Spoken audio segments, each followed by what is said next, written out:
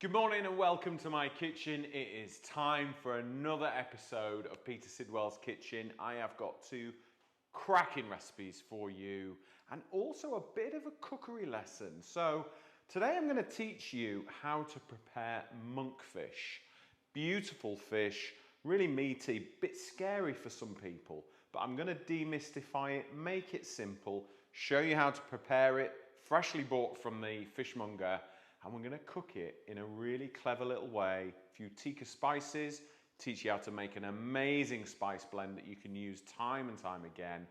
And then we're going to just cook it in a little bag, poached in butter and spices and lemon. It's going to be amazing. And then to follow, I've got a beautiful blueberry and banana tray bake cake, glazed in lemon and maple syrup. It is delicious. Now let's crack on.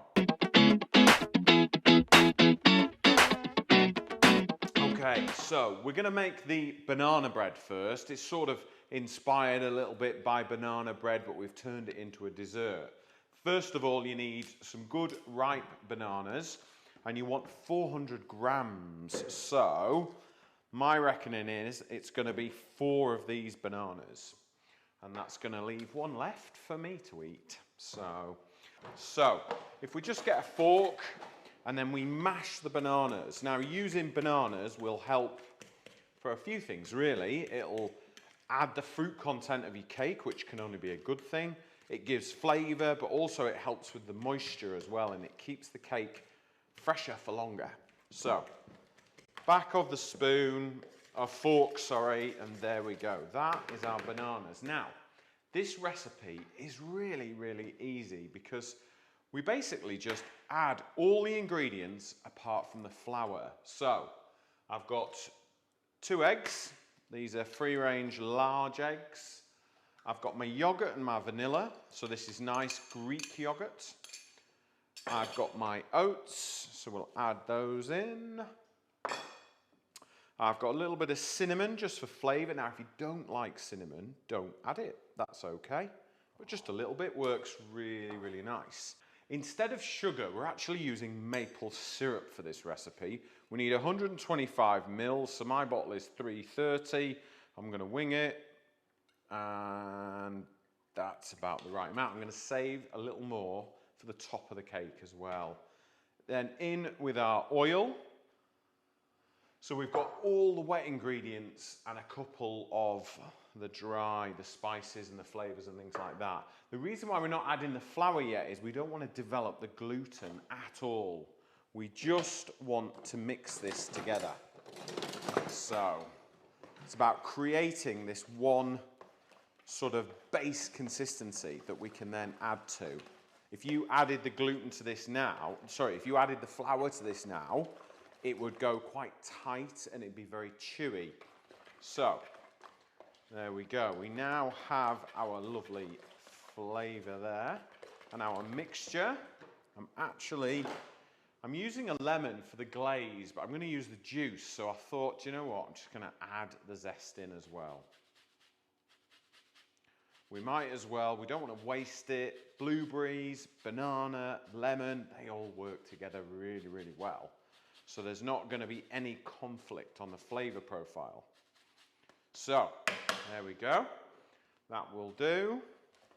So once you have got all the ingredients apart from the flour in there and the blueberries, you are then ready to add the flour. So I'm going to sieve it in just to make sure there's a little bit of air in there as well. Because it's not heavy on eggs, this recipe. So it needs that lift. So it's just kind of giving it a little helping hand by sieving it. Lift it up a little bit, get that extra bit of air in there. And that is it. Right. Nice and easy. Right. So easy you could bake this, Carlos, couldn't you? I think so. I think you could make this. I will be able to. You've started doing a couple of the recipes, haven't you, at home? I have done for you. Cooked that pasta the other week, didn't you? Both pastas. Both pastas. Did you do the creamy garlic one with the breadcrumbs? No, not yet. Or were you not here, were you? You might have been on holiday. I was on holidays. That was really good. It's like a carbonara, but without the bacon. It was so delicious.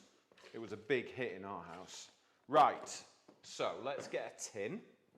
So I'm just going to simply add this in straight away. Non-stick baking tin. Nice and easy. Such an easy recipe, this. Great cake just to have in your arsenal of recipes, I think. Everyone needs a good few that they can just knock up like that. So give the cake a little shake, get it nice and level, and then fresh blueberries I'm going for. You could use frozen if you wanted to. It's in season as well. You could use blackberries if you want. If you're out blackberrying in the UK, there's plenty of those about at the moment, so you could use those instead. And if you want to use frozen, that's okay too. If you haven't got fresh blueberries, you could use blackberries. They're delicious. They're in season right now in the UK. Go out for a walk, pick some brambles. They'll be delicious on this. Use frozen blueberries if you want. Anything works. It kind of gives you that nice sort of break and little sort of sweet acidic bursts of fruitiness when you're eating the cake. So into the oven, 160 degrees, and it will be absolutely delicious. And when it comes out of the oven and warm is when we will glaze it with maple syrup and lemon juice. Right, okay, my banana and blueberry cake is in the oven, ticking away, doing its thing. When it comes out of the oven, we're going to glaze the top with a mixture of lemon juice and maple syrup. And it's really about just getting that nice sort of sweet, tangy balance right, and then just spoon it over the top of the cake while it's still warm, and then it'll be ready. But now we're going to turn our attention to the main course. Now, monkfish. It is a funny looking fish, if I'm honest. Have you seen a whole monkfish, Carlos? I think that's it. It's like this is the tail. The head is like 3/4 of the body. And we don't use it, so you end up just with this tail. But what you do get is you get 2 loins, so 2 lovely fillets down the side. And the great thing about monkfish is you have 1 bone down the middle. So once we've removed that, the fear of fish bones is gone. Now, what we're going to do is we're going to flavour this with a beautiful Tikka Indian spiced marinade. And this is it, and this is how you make it.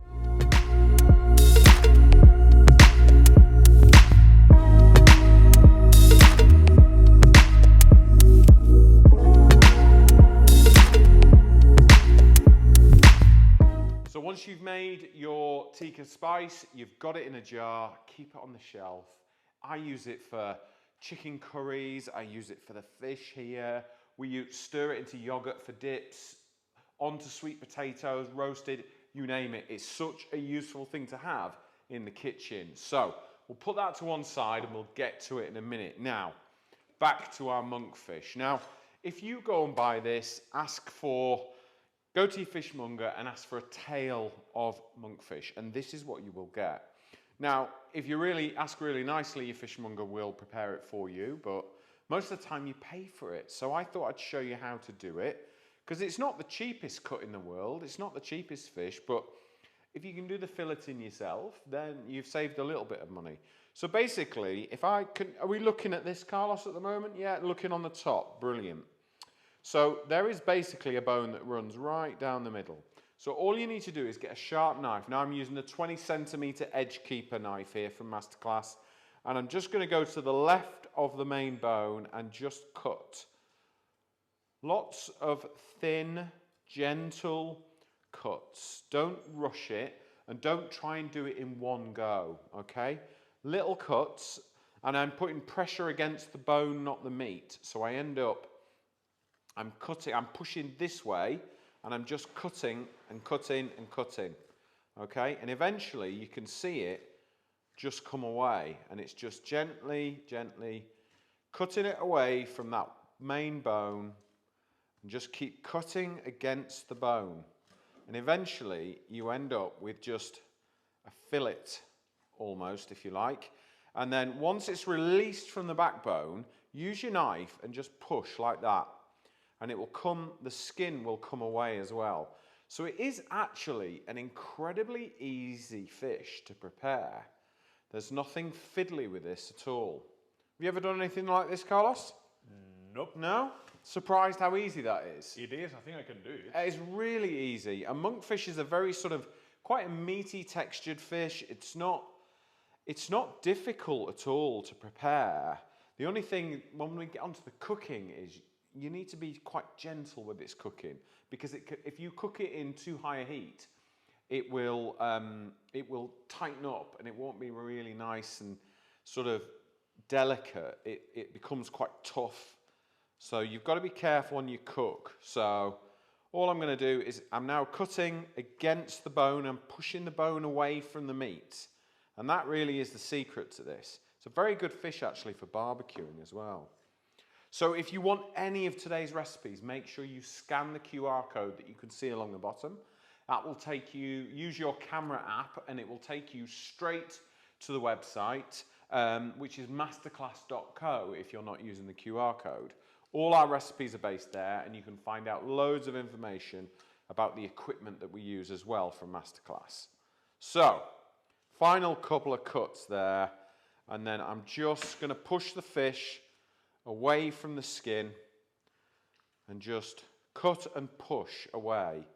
So there's no chance of me cutting myself, which is always good. And there we go, we can get rid of that. So that is all you're left with, the backbone, okay? The tail. Can you use the tail to make like any kind of soup? Yeah, you could make a really beautiful bouillabaisse, which is like a fish stew with aniseed and tomatoes and things like that. It's from Marseille in Spain. It's in Spain, in France. In Marseille, they have a really beautiful fish stew. It is amazing. Or you can make fish stock if you like. You could possibly make a nice fish paella. Is that acceptable? Yeah. If you don't put chorizo, yeah. So all I'm doing is I'm just cutting the top and the tail off, so I've got a nice even piece there. So once I've got that there, I'm just going to trim any of the excess. We're not going to do a lot to this, okay, because the clever bit is the cooking, and I'm going to show you in a minute. So I'm just going to get rid of that dark bit there. And then there's a little bit of sinew there. Now, if you have any questions at all, please do post them in the comments below, and I will help. Doesn't matter whether it's about this recipe or something else. If you've got a problem, you need a bit of help in the kitchen, post it for me and I will see if I can help. Right, I'm just gonna, that to me is a bit of sinew. So that won't cook. That's not the fish, that's a bit of sinew there. So, there we go. 2 beautiful monkfish fillets there. Right, so what we are gonna do is, I'm gonna show you now, just wash my hands. Do you like fish, Carlos? I love Do you eat a lot of fish? And I think I will love this fish because I hate bones. Right, well, bone free now, 1 bone. No little hairpin bones or anything like that. Now, I want to introduce you to this product. Now, Masterclass have got this amazing vacuum pack system, but what the difference is this is actually a manual one, so it's really cheap. You don't have to buy a great big electrical vac pack machine. You just get this pack, you get the bags, you get this little pump, and you're done. So let me show you how it works. So I'm going to take a bag, and these are reusable, which I think is really interesting. So these valves allow you to suck all the air out, but you can wash these, put them in the dishwasher, make sure they're spotlessly clean, dry them, and then you can use them again, which is brilliant, I think. So in with my fish into one, and then into the other. And the good thing as well is you could make more than you need, vac pack them up, pop them in the freezer for another day. I think when you're investing in fresh fish, it's cheaper to buy more because you get per portion, and you get more for your money, and then just squirrel it away into the freezer for a rainy day. Okay, so another hand wash. It's one of those recipes today, lots of hand washing. Right, so what we're going to do is butter, spice, and a bit of lemon, because fish loves lemon. Okay, so we've got our lovely Indian spice mix here. Oh, it's incredible. Have a smell of that, Carlos. See what you think. Oh, I love it. Oh, it's not hot. It's not like heat. It's fragrant and it's lively and it's amazing. So I'm going teaspoon per portion going in here. Sprinkle it in and give it a shake, okay? And that'll just coat it up beautifully. Same again in this one. Let's get rid of that spice. Give it a little shake, and it just really simply coats the fish in all that beautiful spice there. Look at that, looks amazing. Right, now we're going to add a little bit of butter. So, teaspoon of butter per portion, and that's going to help make the fish be rich, and it's also going to create a sauce for us when we are finished, which will be even more delicious because it's just made from lemon, butter and fish, and that's it. So we'll get a lemon as well. Half a lemon will do, and then all we do is squeeze in there just a little bit, say a teaspoon of lemon juice is plenty. Okay, and then the same again in this one. That's it. Right, let me just move this. Now, here comes the clever bit. So, where are we here? Like, is that about right there, Carlos? Yep. Yeah, can we see that nicely? So, use your thumb and run it along the ziplock. All right, and that just seals everything in. Flavour can no longer escape. It means all that flavour is going on your dinner plate and in your belly, which is a good thing. Okay, so same again. And then what you can do with this system is you can vac pack. So you take that little pump, and all you do is just remove a little bit of the air. You don't need to remove it all, okay? Just a little bit. All right, so maybe like 6 or 7 goes at this. And can you see that, Carlos, how it has started to vacuum, and all the flavour is now forced into the fish, which means you're going to get amazing flavour. Can you see that all right? Yeah, perfectly. Yeah. Should we do the other one overhead, shall we? Just so that you can see. Okay, so there we go. And then we just draw the air out. So effectively, we're just drawing most of the air, but not loads. Oh, wow. Just enough for it to pull the flavour into the fish. And that's it. So you can store your fish like this, but the clever thing is you can also cook it. So I've got a pan of water here, and it's just under the boil. And then I've got 2 pegs, all right? So all we're going to do is take our bags, all right, and pop them into our pan, and then just clip it to the side so it doesn't go floating around and bobbing around. This is all about control, all right? Now, I do not want the fish to boil. I don't want to see bubbles. What I do want to see is it's almost like a bath now. The fish is going to just sit in that lovely warm bath, and the spices and the butter and the lemon juice are just going to melt together, and they're just going to coat the fish, and the fish is just going to gently poach in all those beautiful flavours, and that's it. That's going to take us about 10 to 12 minutes to cook. And once that's done, we'll carefully remove the fish. I'm going to place it onto a tray, and then we're just going to scorch it with the blowtorch so it feels like it's been char grilled and, you know, all those flames and all that loveliness. But because we're using a blowtorch, we've got control, and we can just scorch it and serve it with an amazing salad that I'm going to show you how to make now.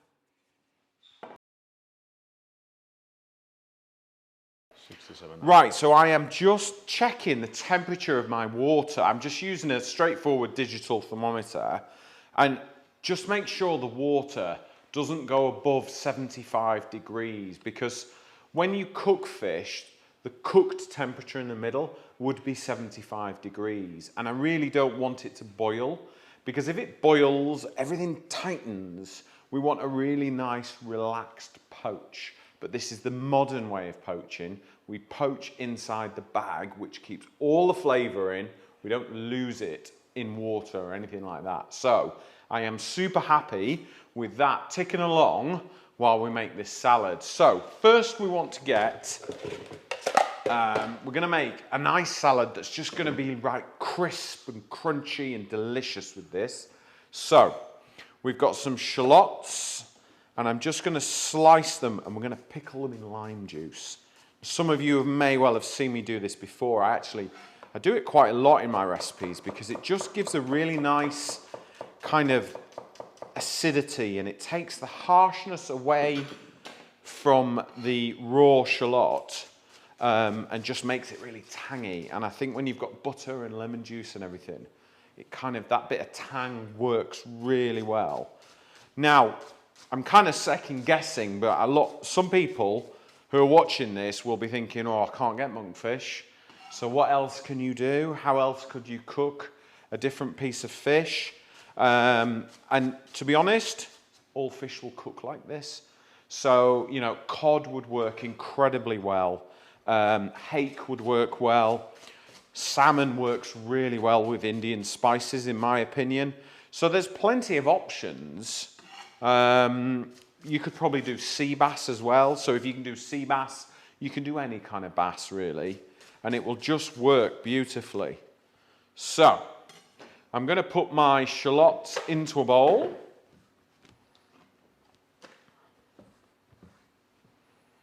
There we go. And then we want lime juice. Okay, so I've got the juice of 1.5 limes, so it should be enough. The other half may well go into a gin and tonic later. Maybe. Or maybe not. Probably. Right, it's a Friday. It feels like a gin and tonic day to me. Right, squeeze that lime in there. And again, that last half. And a little tip for you is take your limes, turn them inside out, and then give them a good squeeze. You always get that little bit more juice. Always, always. There we go. Now I've got a little core there.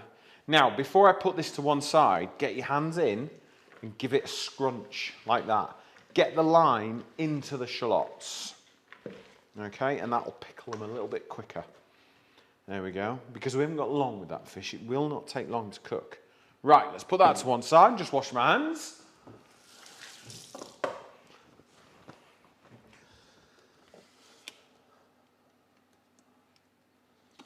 You say Friday. It's no Saturday. I know. Well, yeah. But I'll probably have to cut that bit out, won't I? I just need to find my nigella seeds. I've lost them. Where are they? Where are they? Where are they? Oh, balls. Where are they? Oh. I had them the other day. I wonder what I've done with them. No I idea. have used them. Hello. Nigella seeds right in front of me. Right, okay, I'm back. Right, are we still running? Yeah, we're on the Yeah, I way. can cut that bit out.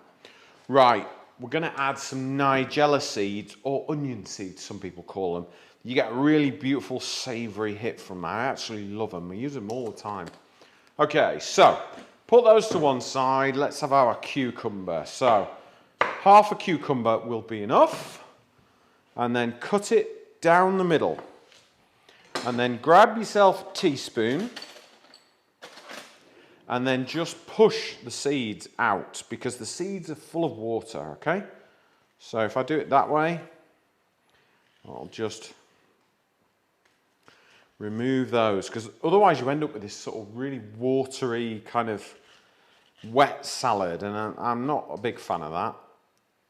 The cucumber's there for crisp, crunch, freshness. Put that to one side and then we're just going to take them and then just slice them slightly on the angle so you get some nice long pieces. There we go. Nice.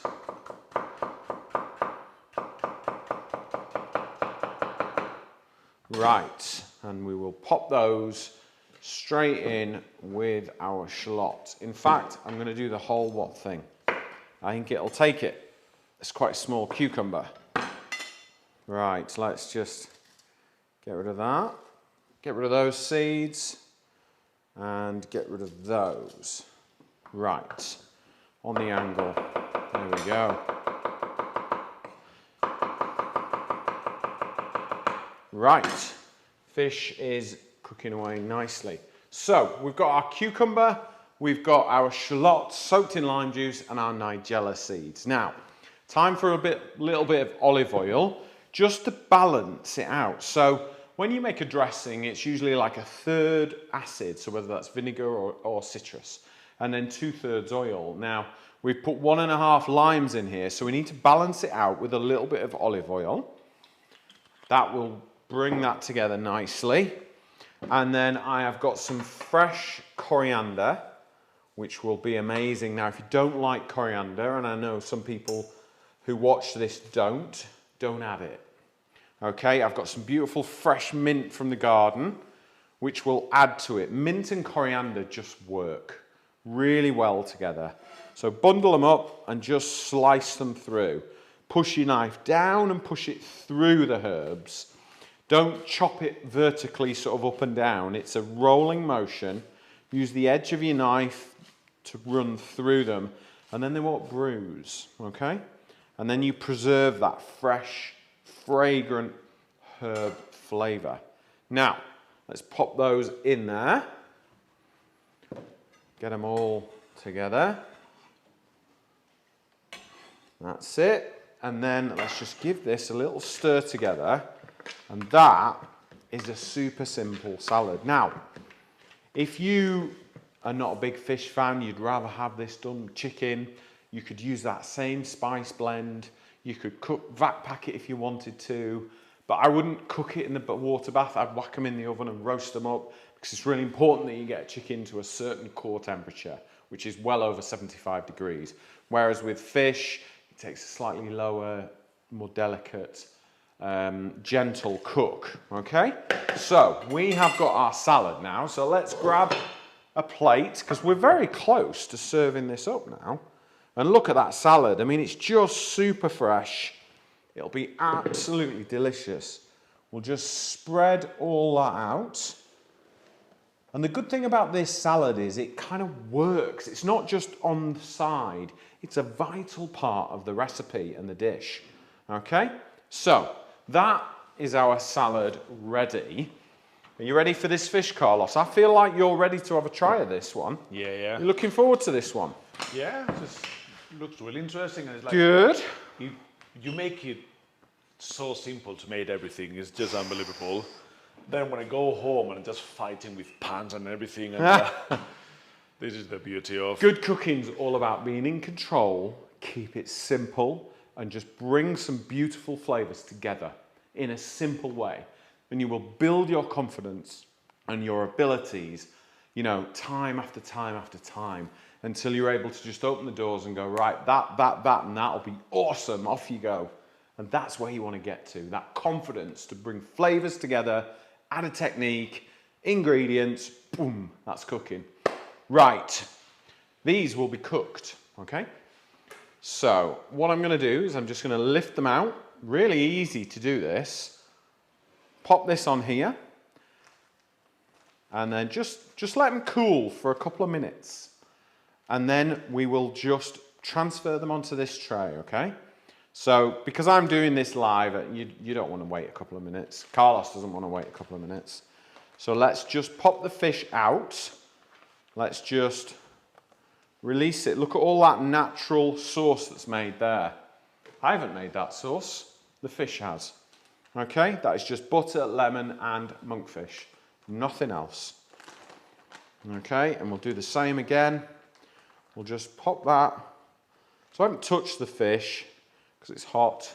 The bags will go to wash. Really wash them well. And then we will dry them. It's important that you make sure they get nice and dry. And then I'm just going to turn my fish over onto the side I want to serve it on. There we go. Now, you could serve this as is, no problem, okay? But I want to blowtorch it. I want it to feel like it's been scorched on a lovely grill. And I must say, the Masterclass blowtorch, this blowtorch is epic. Now, professional chefs always want big, powerful blowtorches, and domestically all you get is those tiny little creme brulee ones. This is the bridge between the two, okay? It's brilliant. I cannot recommend it enough. And then all we're gonna do is scorch it and just burn the outside a little bit. Because we're using a blowtorch, it won't overcook the center because it's not gonna hit the center. All it's doing is scorching the outside. Now, if you haven't got a blowtorch, get one. No, seriously, if you haven't got a blowtorch, you want a really, really hot grill and just sort of scorch it with a grill. But these are well worth it. Anyone who loves being in the kitchen and cooking needs to get this blowtorch from Masterclass. Look at that, Carlos. It now looks like it's come off the barbecue, doesn't it? Yeah, it does. But I haven't overcooked the center. The center's cooked incredibly gently. So, there we go. You gonna cook this one, Carlos? I'm gonna try next week. You're gonna have a go at this, are you? I'll try. I'll let you know. Yeah. But like I said, this would work with, you know, cod, hake, bass, salmon. You know, you could even do it with scallops if you want. If you were feeling flush. But there we go. We're getting that lovely scorched, sort of barbecued flavour without having to go and put it on the grill. And to be honest, the barbecue will just be too fierce for that. And you will just annihilate it if you're not careful. So there you go. The beauty of this is I'll just pop that onto there. And then onto there. And what we do is we take this sauce. I mean, this is just spice, butter, lemon juice, and monkfish. And it is so delicious. It really, really is. All we'll do is if I pop that onto there, can you see that a bit better there? Yep. And then you take, at the last minute, spoon the juices over the monkfish, all right? And that is it. That is how to make an amazing, yet really simple Tikka monkfish with shallots and cucumber and fresh herbs. Absolutely delicious, super, super easy. Now, bounce back to our dessert. Let me just grab it. So the banana cake studded with blueberries, there we go. One finishing little touch, as we mentioned earlier, I want to get some lemon juice. And then what I would suggest is an equal amount of maple syrup is about the right place to be. However, if you prefer it sweeter, add a little more. If you prefer it more sharp, add less, okay? So that will do for me. And it just runs the theme of it really. So maple syrup, lemon juice, and while it's warm, okay, just spoon that maple syrup and lemon juice. It's almost like a drizzle now, and it will just soak in to the banana bread and give you such an amazing flavour on top of what is already there. So there you go. That is how to make banana and blueberry bread for dessert. Give it a little roll around. Make sure all the juices go in there. But there you go. That is how to make the most amazing blueberry and banana cake. We have got our Tikka monkfish with a cucumber and shallot salad cooked in a bag. Who knew? If you want the recipes, scan the QR code along the bottom or go to masterclass.co. You'll find all the recipes there. I hope you have an amazing weekend. Please do try these. They are so delicious. Me and Carlos are going to go off and eat these in a minute. But thank you very much, and I'll see you next time.